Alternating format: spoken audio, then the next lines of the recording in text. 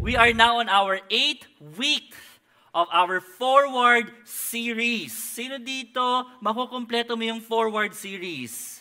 Yon, alright. So after that, pwede ka nang mag-wish. Ay, wag ganon, sablay pala yun, alright. And we have been talking about discipleship. The first 3 weeks of this series was all about following Jesus. And I believe that I'm talking to people who are following Jesus. And week 4 to 6 is about fishing for people. Tinawag din po tayo ng Panginoon to fish for people na mag-aakay po tayo ng kaluluwa sa Panginoon na hindi po natin ipagkakait yung ebanghelyo, yung gospel. Ito po ay isang mensahe na dapat po nating i-share. So we're going to fish for people. And now we are on the last stretch of our series. And I hope and I pray na nag-move forward tayo. Tayo pong mga Kristiyano, tayo po, ang buhay po natin, because of the grace of God, dapat ay umaabante. Tayo po ay pasulong, paabante at hindi po paatras. Ibig sabihin, lalo po tayong gumaganda at gumagwapo. Tignan mo nga yung katabi mo. Okay, sino dito naniniwala ka na mas gwapo at mas maganda ka ngayon kaysa nung nakaraan? Alright, pag ganyan ang tanungan, nagigising talaga tayo, no? And I agree because yung kasalanan kasi nakakapangit yun eh. But dahil nakilala mo ng Panginoon, you are now moving forward. Whether in trivial matters or to the more serious ones, nag-move on forward tayo. And I hope naka-move on na rin kahapon yung mga fans ng Warriors katulad ko. Okay, naka-move on na rin kayo. So, it was an intense game, no? And sabi nga nung grade 5 teacher ko, nag-post siya, parang ayoko nang manood. I'm quoting my grade 5 teacher who posted on Facebook. Ayoko nang manood, napaka-intense. At parang binibigay lang ang laro. Ay, ganun? Okay, so yung teacher ko po yun. Alright, so yung mga Warrior fans, let's continue to be prayer warriors, okay? And pray for... Alright, so last week, Pastor Jeff shared on church community at I believe na mas naintindihan na po natin that we are a body of believers na pinagsama-sama ng Panginoon. May pakikipag-ugnayan po tayo sa bawat isa at and I hope and I encourage you that to be connected to a victory group para mas maintindihan pa po natin what it means to be part of a body of believers. So, move on na tayo and even though we are still awaiting for the game between Warriors and Cavs, bagay na bagay po ang ating topic ngayon. It doesn't matter kung Warriors ako or Cavs ka because today we are going to talk about relational unity. Ayan, relational unity. Ano ba yung pumapasok sa isip natin when we talk about relational unity? And appreciate yung music team natin, no? Yung kinanta nila yung tungkol sa ating bansa na ibinukod ng Panginoon. Sino dito naniniwala na ang Diyos, ang Panginoon ang Diyos ng ating bansa? At ibinukod ng Diyos ang bansang Pilipinas para sa Kanya. And so, palakpakan naman natin yung music team natin. Good job, music team. And so when I think about relational unity, I wanna start on the national scale. And let me take the word relational. So let me ask you, as a nation, relational po ba tayo? Bilang mga Pilipino, maituturing ba na tayo po ay relational? And I made some observations. And one of them is, have you noticed that we are the only people in Asia, in the world, or the universe rather, okay, na bumabati na gamit ang ating kilay? Batiin mo yung katabi mo. Okay? Na may ngiti. We're the only people in Asia who greet using our eyebrows. And I used to teach English to Koreans, and one of my students observed that.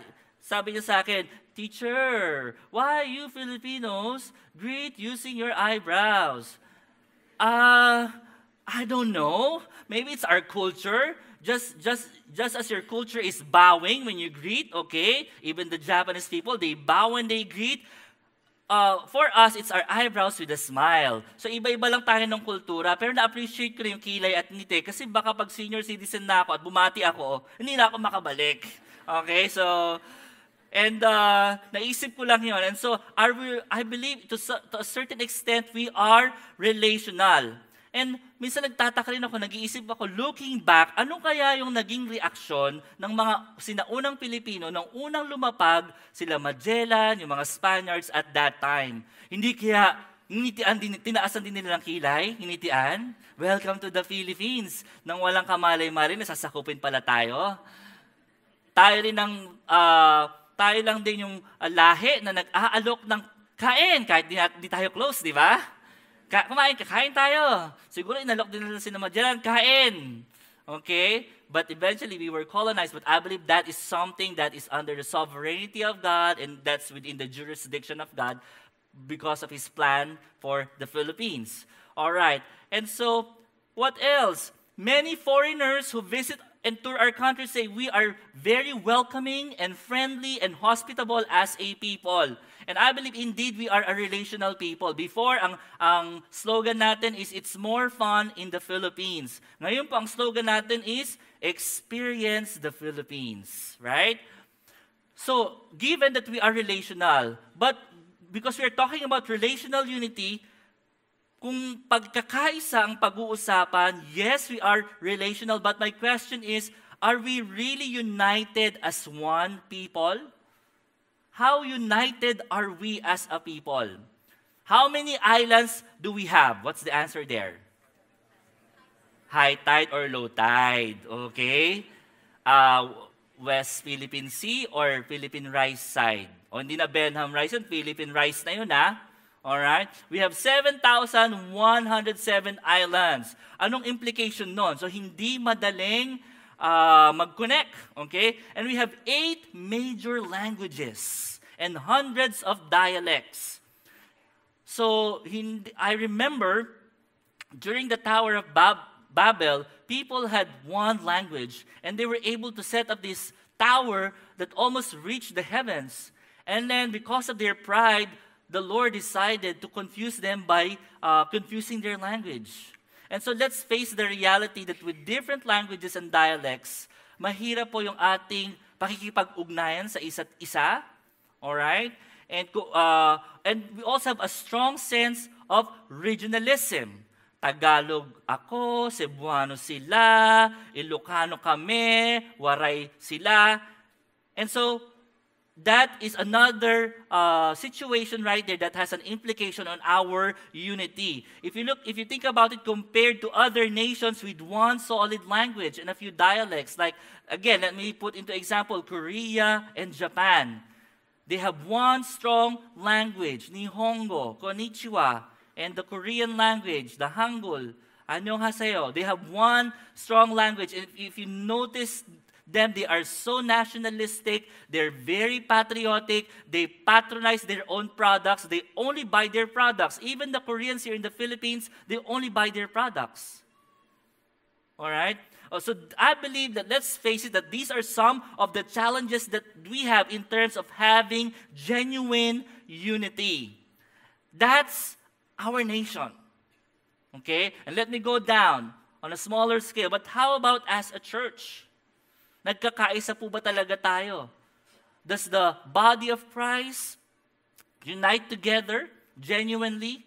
How about in our respective family? Nagkakaisa po ba tayo sa ating pamilya? O madalas may pag-away-away? Sa hapagkainan, hindi tayo nag-uusap. O aalis ka ng bahay, wala ka man lang, buti pa yung trend, bumubusina, ikaw, para kang border. So are we really united in our family? How about in our marriage? Kung hindi tayo nakikipag-isa sa ating asawa, there is something wrong. It starts in the home. Kung hindi tayo marunong makipagkaisa sa ating mga magulang, sa ating mga kapatid, sa ating mga asawa, mahihirapan tayo makipagkaisa sa church. And could it be that the unity of our nation is affected by the unity in our home, in the church generally? So, how do we move forward with greater relational unity? Given that we're talking about this forward series, kailangan umabante tayo. Kailangan, I believe that the transforming work of God in your life is in increasing measure. From glory to glory. Ibig sabihin, umiigi tayo, nag-iibayo tayo, gumagaling tayo, at hindi pa atras. Amen? Something is wrong if, parang pag kinamusta ka, kumusta ka? Ito, lubog sa utang. Kumusta ka? Ito, nag-away kami ng asawa ko. Gano'ng kadalas? MWH, TTHS. Kumusta ka? Bagsak-bagsak yung grades ko. Hindi ko na-meet yung quota. Saan ka nag-a-attend? Victory. Gusto mong sumama? Victory nga hello, di ba?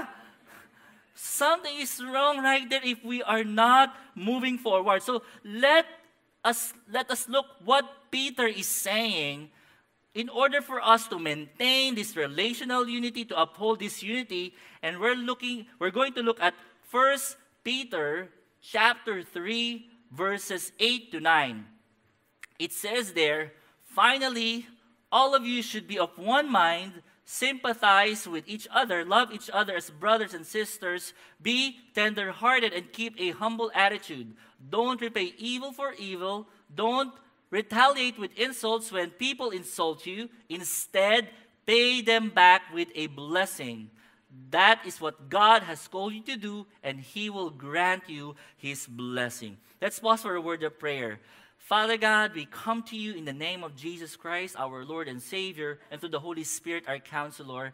Thank you for bringing us here safely. Maraming salamat po kung paano namin matitignan, mapapag-aralan ang iyong salita at ma-i-apply namin ito sa buhay namin. And more importantly, mas makilala ka namin, Panginoon. Anoint your servant and open the hearts and the minds of your people. We ask for more of you in our lives. Holy Spirit, lead us and guide us. In Jesus' name this we pray. Amen. Amen. So let's look at the background of this passage. All right. So the Apostle Peter writes to Christians of mixed social status. Ito pong mensahe niya, ipinapaabot niya sa mga Kristiyanong iba-iba yung antas ng pamumuhay. May mayaman, may mahirap, iba-iba po ang kanilang estado nila sa buhay. And they are suffering for their faith. They are living in the province of Pontus, Galatia, Cappadocia, the province of Asia, and Bithynia.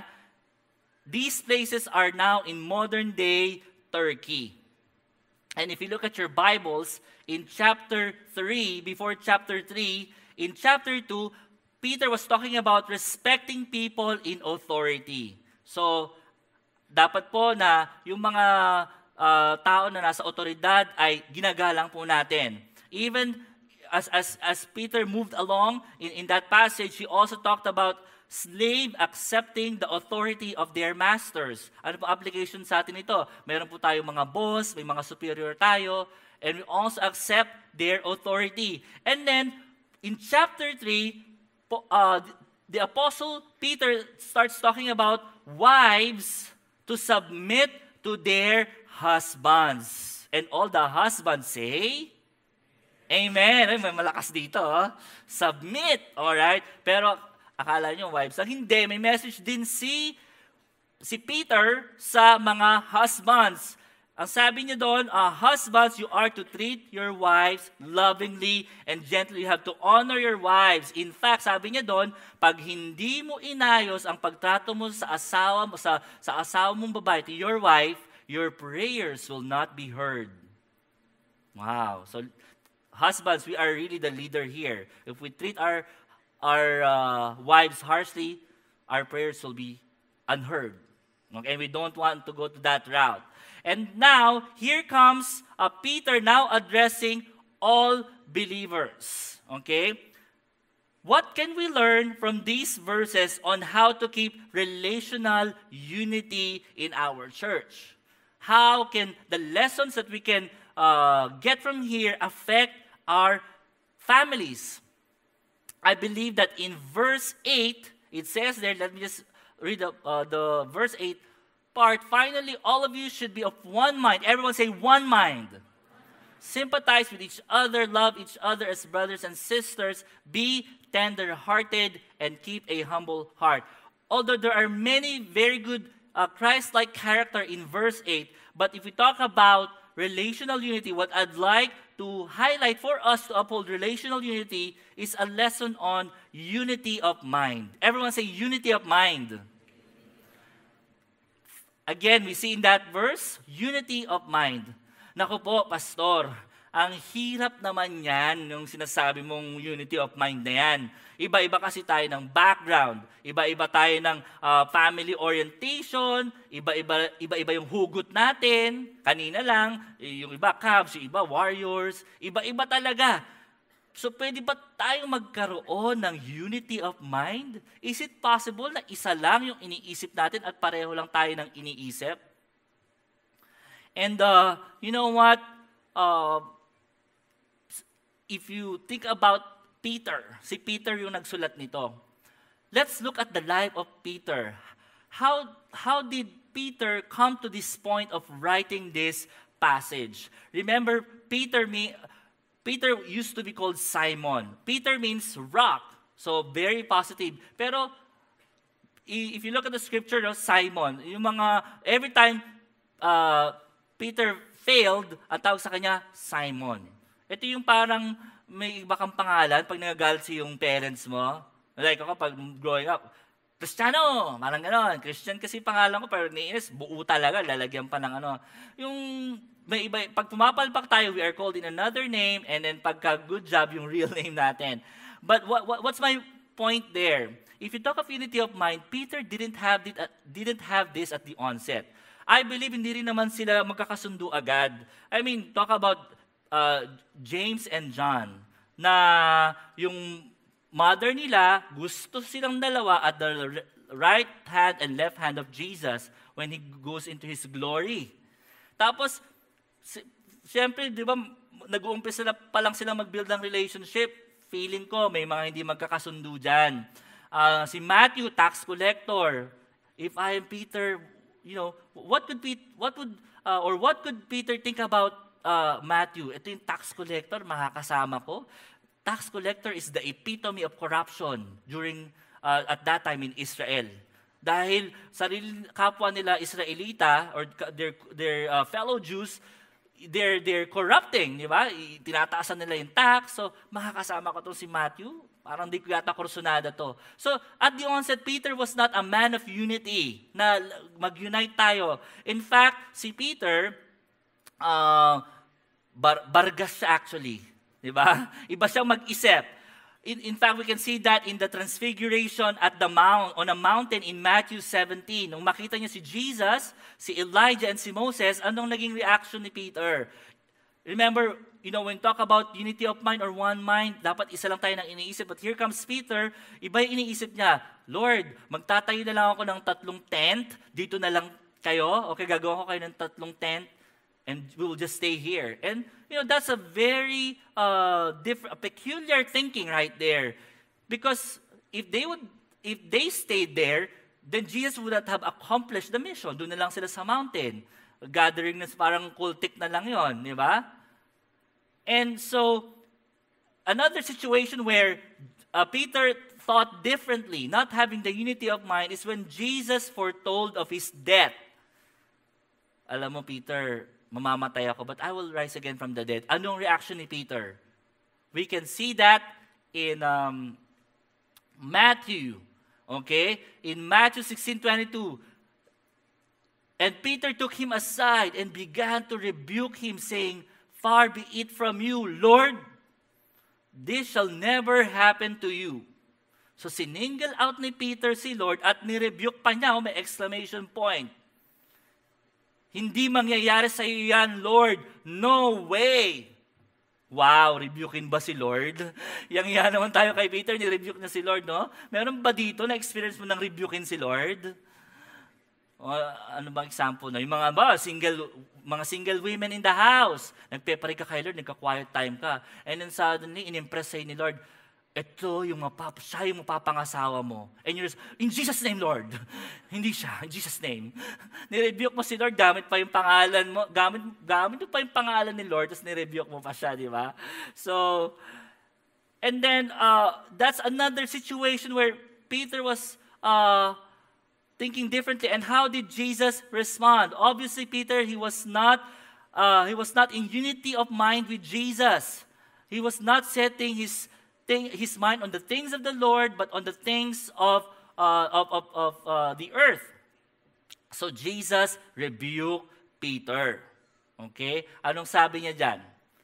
Okay, let me go. But he turned, okay? But he turned and said to Peter, "Get behind me, Satan. You are a hindrance to me, for you are not setting your mind on the things of God, but on the things of man." Okay, get behind me, Satan. Wow. Wag mo naman, example, pagka hindi ka naman nag-a-agree sa asawa mo, wag mo namang rebukein. Love, may sale doon. Get behind me, Satan.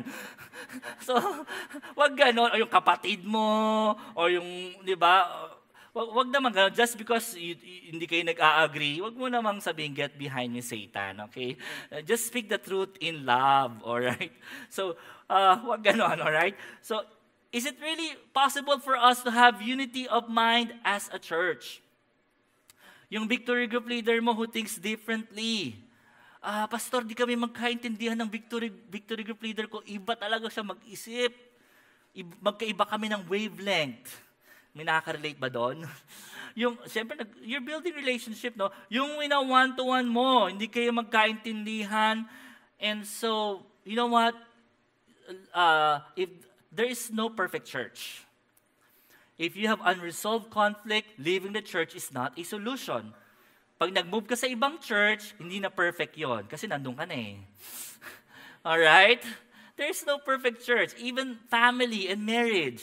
Even my wife and I, we have passionate conversations from time to time. We call it passionate conversation. Pero wag naman madalas. Wag naman MWFTTHS, yung arguments nyo. You know why? Because, these kinds of frequent quarrels and passionate conversations and arguments can erode your marriage, can erode the romance and the sweetness and the friendship in your marriage.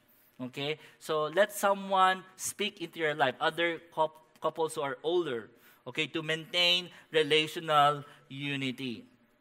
And so, is it possible for us na magkaroon ng unity of mind kahit magkaiba-iba tayo ng background, magkakaiba tayo ng probinsya, magkakaiba tayo ng trabaho, ng karanasan? I believe that nothing is impossible with God. Amen? And it says in 1 Corinthians 2:16, "For who can know the Lord's thoughts? Who knows enough to teach Him? But we understand these things, for we have the mind of Christ." Everyone say, mind of Christ. Dahil nung makilala natin ang Panginoon, the Lord put His Spirit on us and we have the mind of Christ. Dati, ang iniisip natin, puro kasalanan. But now, we are now thinking about whatever is true, whatever is noble, whatever is right. We are now thinking about things that are pure, lovely, and admirable, things that are praiseworthy and excellent. We are now thinking about such things. Amen? Because of the mind of Christ that God has placed upon us. And so I believe that we can have unity of mind through the mind of Christ. So, kung yung mga kasama mo sa bahay, wala pa kayong unity of mind, believe that one day, believe for their salvation, and then the mind of Christ will also be upon them. The indwelling presence of the Holy Spirit renews our mind, and it says that we are no longer obeying sin. We're saying no to sin, and we are living to obey God for the rest of our lives. But we also need to guard this unity. Dahil nakipagkaisa na tayo sa Panginoon, nakipagkaisa na tayo sa Holy Spirit, dapat aalagaan natin yung pagkakaisa na ito. And we can see that in Ephesians 4:3, "Make every effort to keep yourselves united in the Spirit." So doon pumapasok yung spiritual disciplines, yung daily reading of the Word and prayer, binding yourselves together with peace. Together we keep the unity of the Holy Spirit through the bond of peace. So that's unity of mind. What other lesson can we imbibe from 1 Peter 3:8 and 9 in upholding relational unity? Let's go back to our verse, Finally, all of you should be of one mind, sympathize with each other, love each other as brothers and sisters, be tender-hearted, and keep a humble attitude. Everyone say, humble attitude. Sino dito may humble attitude ka? Taas ang kamay. Wow, humble, di ba? Or attitude lang meron, as in attitude. Ay, may attitude, di ba? Hirap, may attitude. Pero I believe, wala nga pala dito sa loob ng assembly hall ang may attitude. Siguro yung nasa labas, sa market doon, maraming may attitude. Pero dito wala, di ba? Okay, so kaya dapat mag-reach out tayo dun sa market, okay? So, mayroon ba kayong kilala na mayabang na tao at maraming kaibigan? Ay, pagpasok niya sa eksena, humahangin, bumabagyo, pwede kang liparin. Di ba? Think about that. Or, meron ka bang, gusto mo bang makasama isang tao na mamaru? Siya lang lagi may alam ng sagot, siya lang ang tama, nga marunong, di ba? Pero ikaw lagi kang mali. That is not humble attitude.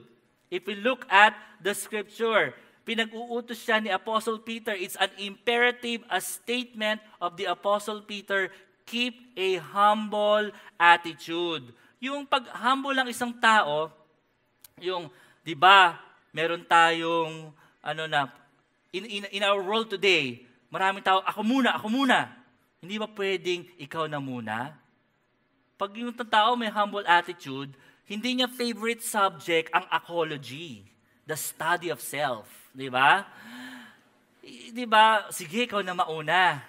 Pag may humble. So, pag may humble attitude, humility is a Christ-like character that Peter had to learn also the hard way in the course of Jesus discipling him. Umpisa pa lang, may attitude talaga si Peter. As I mentioned a while ago, bargas yung ugali niya, meaning coarse in speech and manner, at mayabang siya.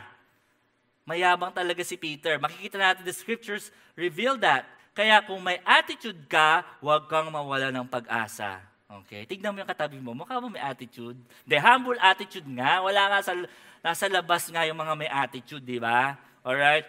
So remember, I would always want to go back to how Peter, in the course of his discipleship journey, binago ni Lord yung buhay niya. Pero backtrack, remember when Peter cut the ear of Malchus, the slave of the high priest during the arrest of Jesus.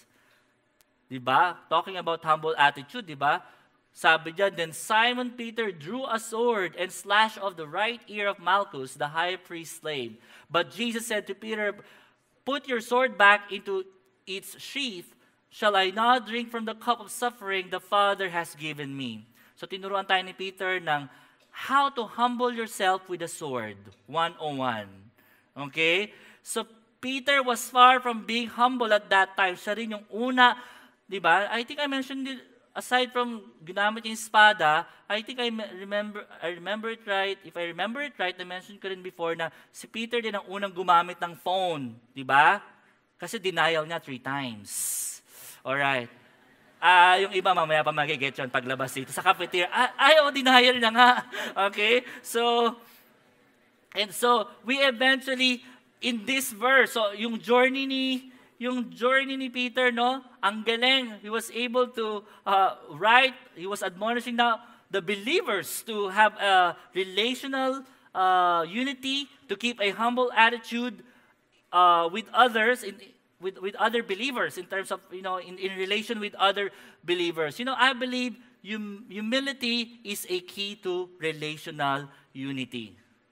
Okay? Ang pagpapakumbaba ay susi sa tunay na pagkakaisa at matibay na pakikipag-ugnayan. Dahil sa humility, gusto mong makipag-connect, gusto mong mag-unite with other believers. So if you're connected to a victory group, that's a sign of humility. Na, Pastor, hindi ko naman talaga kayang mabuhay. Na I cannot live this Christian life without someone speaking into my life successfully, on my own. Or if you're leading a victory group, that's also a sign of humility because that's servanthood. Imbis na may ginagawa kang iba, you're discipling people, you're raising leaders. So, hats off to you, victory group leaders. Being in a victory group is a mark of humility. So, kaya yung mga, pero we will still win people. Pero pag ang isang tao mayabang, mamaru, mahirap magkipag-connect at mahirap magkaroon ng kaibigan. Alright? So, that is having a humility or humble attitude. And even in my own life, I have to humble myself before God. And there was a point in my life, I was not yet in the ministry, na hindi ako dinil ng Lord yung pride ko. And I'm talking about because how I related to my father. Part of my life, nagkaroon ako ng unforgiveness, ng bitterness sa tatay ko po because of some major mistakes and failures. And so, pag nakikita ko pa lang siya, parang gusto ko maging kulay berde at mapunit ang damit ko. And I had to stop volunteering. I had to stop leading worship. I had to stop because I had unforgiveness. I had bitterness. But because there are people, I was connected to a victory group. Because there are pastors speaking into my life, I was able to forgive my father before he went home to be with the Lord. Okay? And so, what are the relationships in your life that God is calling you to humble yourself? You know, kung hindi tayo marunong magpakumbaba, hindi tayo makikipagkaisa. Alright? Hindi tayo makikipag-isa sa ating asawa. You know, if you think about humble attitude, many times in marriage, in family, it doesn't matter kung sino yung tama or mali, but as the husbands here, we are the initiators. Tayo yung magsusorry. Tayo mag-apologize para maayos yung relationship.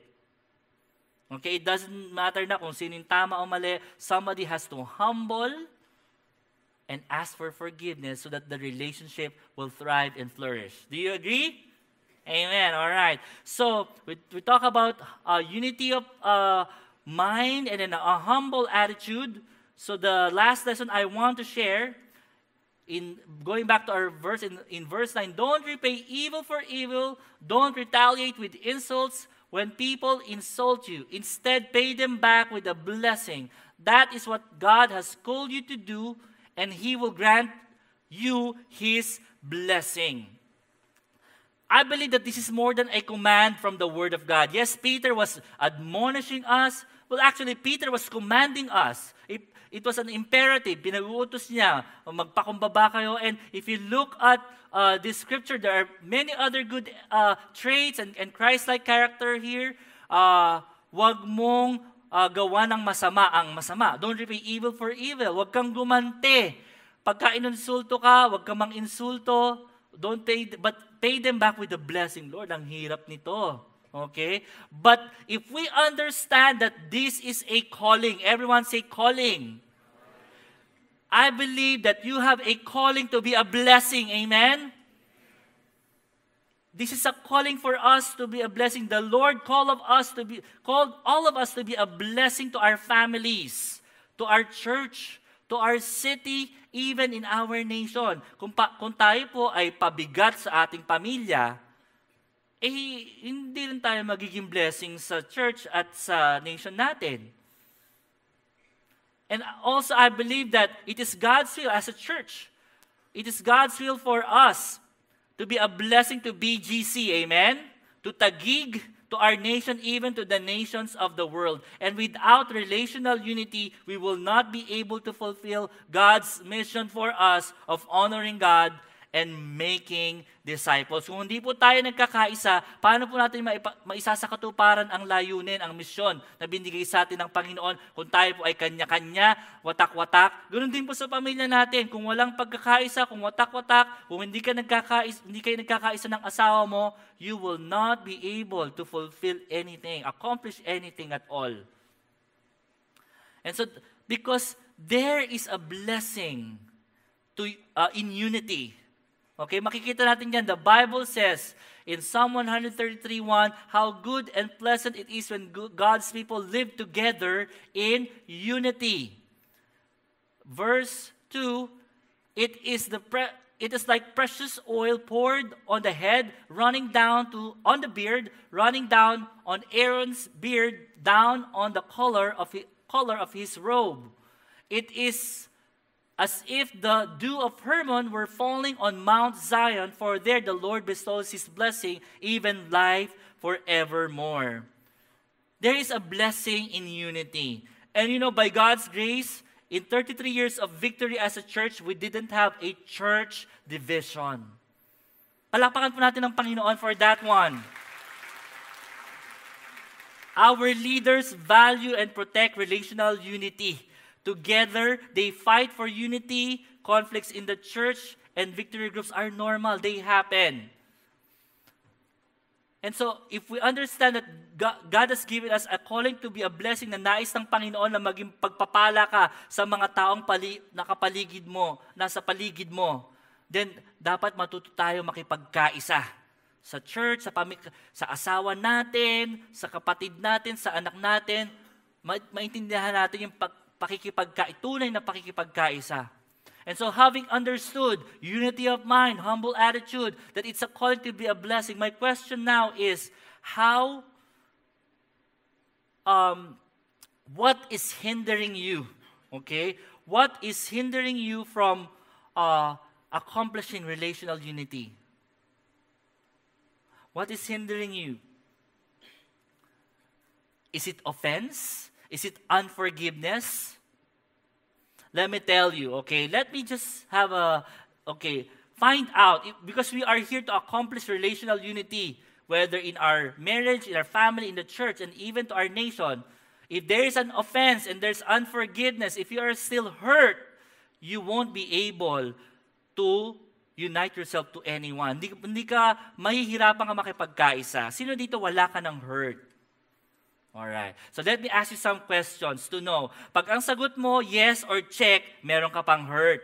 Isipin mo yung taong naka-hurt sa'yo. Pag siya ba nandyan, nakikita mo, katulad ng tatay ko noon, there's a strong emotional feeling inside of you. Pastor, tumataas ang mga feelings, mga emotion ko. Ang pagkasagot mo dyan, yes, check, you're still hurt.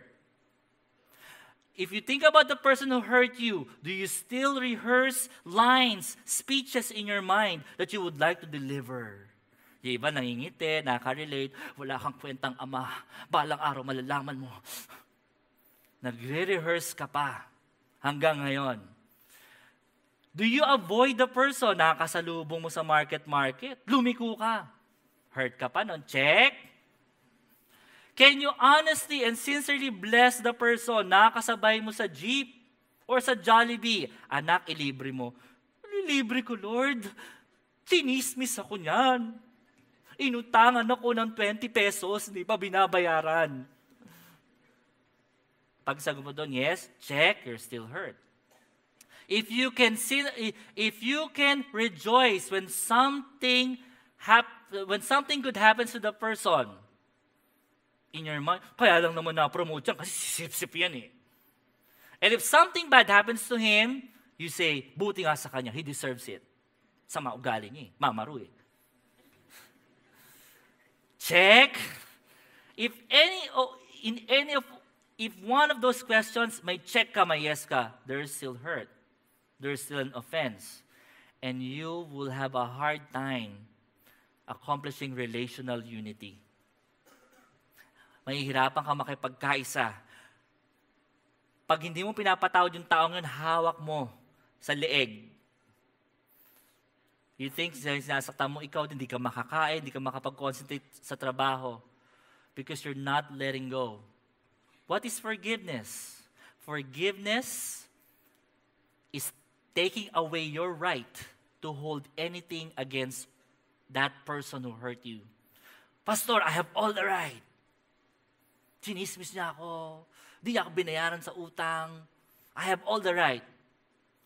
But Jesus took away all that right at the cross of Calvary to forgive you.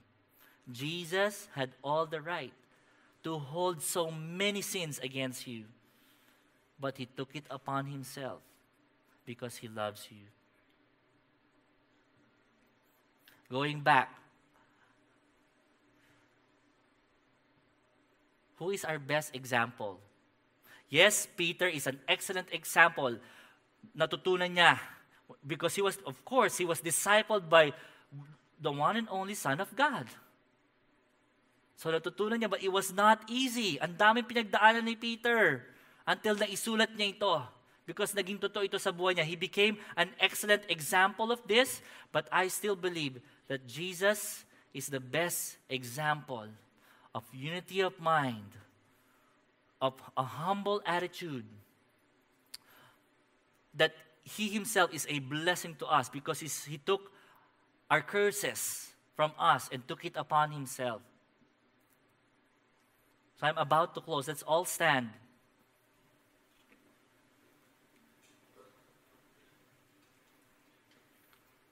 I want to pray for two groups of people. If you are here, at dun sa mga tinanong ko, kahit isa doon, meron kang check or yes, you need to release that hurt. You need to release forgiveness to that person who hurt you. You need to give. Lahat tayo ma-offend. But it's a matter of how we handle the offense. Offenses can either make us or break us. It can either make our lives bitter or better. As all heads are bowed and eyes closed, you need to release forgiveness. I sense that the spirit of forgiveness is in this place. If we are to move forward, nasa last stretch na tayo ng series, and God is calling us to move forward in a greater way. If you are to move forward in your relationship, if you are to increase relational unity, uphold relational unity, we need to release forgiveness. And in your own heart, with your mouth, would you pray right now and release forgiveness to that person? Panginoon, pinapatawad ko yung tatay ko. Panginoon, pinapatawad ko ang lola ko. Kahit patay na yung tao, kailangan mo pa rin siyang patawarin kahit nakalibing na yan. Pinapatawad ko yung lolo ko, yung lola ko na nakasakit, inapi ako. Or at one point, binugbog ako, or when I was disciplined so hard, malupit. Yung kaopisina ko, yung kaklase, whoever that is, release that forgiveness right now. And if that is you, in humility, if that's you need that to release that forgiveness, I want you to raise your hand. I want to pray for you. Yes, I see those hands. Thank you, Lord. Praise God. Thank you, Lord, for this humble attitude. Would you pray that right now? And then I will pray for you. Would you release that forgiveness? Would you give that offense? Lord, I'm letting go of this offense. I am bringing it at the foot of the cross. I'm giving it to you. Lord, you see these hands that are lifted up, Lord. Lord, thank you that they are forgiven. Thank you that they are cleansed by the blood of Jesus. Lord, I thank you that the guilt is taken off from them, Lord God. Thank you that they can now pursue godly relationships. Thank you that they can now accomplish relational unity. Salamat po, Panginoon, na sila po ay nagpatawad at ngayon po ay matututunan nila kung paano makipagkaisa sa mga tao, sa paligid nila, in their family, in the office, here in church. At kaming lahat, Panginoon, there's a calling for us to be a blessing. Magiging pagpapala kami sa aming bansa because we are a people who know how to unite, how to have a sense of relational unity. You may now bring down your hand. Thank you. And the second group of people that I'd like to pray for, if this is your first time here or you've been coming for some time at hindi ka pa nakikipagkaisa kay Kristo, mahihirapan ka talaga makipagkaisa kahit kanino. Kung hindi ka pa nakikipagkaisa, we read a while ago that we have to unite to the Spirit of God. We have to unite with Jesus. As all heads are bowed and eyes closed, ito ang pinaka-importanting desisyon na gagawin mo sa buhay mo, ang makipagkaisa kay Kristo. I want you to raise your hand right now. I want to pray for you. Is there anyone? Yes, I see that hand. Anyone at all? Nais mong isuko ang buhay mo sa Panginoon? Sinasabi mo, Lord, nais ko makipagkaisa sa iyo. Would you just raise your hand? Yes, I see that hand. Thank you. Yes. Yes, I see that hand. Anyone at all? And I want you to pray this with me. This simple prayer na nanggagaling sa puso mo, and let your mouth confess it. Panginoong Jesus, sabihin mo, Panginoong Jesus, patawarin mo po ako. Isa po akong makasalanan. Hindi po ako marunong makipagkaisa sapagkat hindi pa ako nakikipag-isa sa inyo. Sa araw na ito, I surrender my life to you, Jesus. I decide to unite with you. Salamat po at namatay ka para sa akin doon sa krus ng Kalbaryo at muling nabuhay para ako ay maligtas, mapatawad sa aking mga kasalanan at magkaroon ng buhay na walang hanggan. Thank you, Lord Jesus, for the relationship that I now have with you. And thank you that I can start uniting myself with other people because you've called us, Lord God, to have a unity of mind and a humble attitude.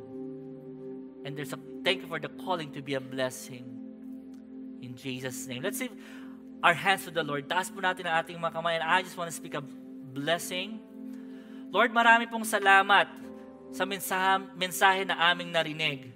Lord, I thank you that your grace is sufficient for us. That we are moving forward and forward, Lord God, in our walk with you.